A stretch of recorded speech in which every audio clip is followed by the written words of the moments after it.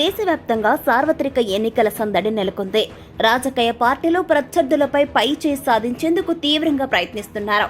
గతంలో 2 సార్వత్రిక ఎన్నికలను నరేంద్ర మోడీ ఖచ్చితంగా ప్రధాని కావాలని భారతీయులు, ముఖ్యంగా ఉత్తర భారతీయులు కోరుకోవడంతో ఆయనకు ఎదురు లేకుండా పోయింది. ఈసారి కూడా గెలిచి హ్యాట్రిక్ విజయం అందుకునేందుకు 2 ఏళ్లుగా మోడీ పలు వ్యూహాలు రచించారు. అయినా ఇవేవి పనిచేయడం లేదా అంటే చాలా చోట్ల అవుననే ఆన్సర్ వస్తోంది. ఈసారి ఎన్నికల్లో మోడీ వేవ్ లేదని స్వయంగా బీజేపీ నుంచి మహారాష్ట్రలోని అమరావతి లోక్సభ నియోజకవర్గం నుంచి పోటీ చేస్తున్న మహిళా అభ్యర్థి నవనీత్ కౌర్ రాణా తేల్చి చెప్పేశారు. ఈ మేరకు ఆమె సంచలన వ్యాఖ్యలు చేశారు. గత సార్వత్రిక ఎన్నికల్లో అమరావతి సీటు నుంచే స్వతంత్ర ఎంపీగా గెలిచిన నవనీత్ రాణా ఈ మధ్య బీజేపీలో చేరి టికెట్ సంపాదించారు. కానీ పోటీకి వచ్చేసరికి ఆమెకు సీన్ మొత్తం అర్థమవుతోంది.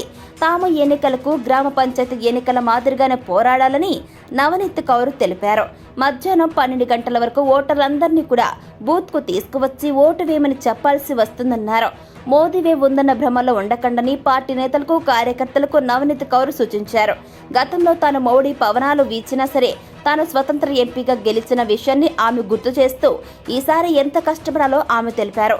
బీజేపీ ఎంపీ నవనీత్ కౌర్ వ్యాఖ్యలపై ఎన్సీపీ స్పందించింది.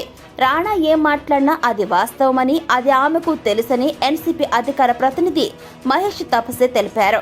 మోడీ వేవ్ లేదని బీజేపీకి తెలుసన్నారు. విపక్షాలను చీల్చి నేతలను పార్టీలో చేర్చుకున్నప్పుడే బీజేపీకి ఇది అర్థమైందన్నారు.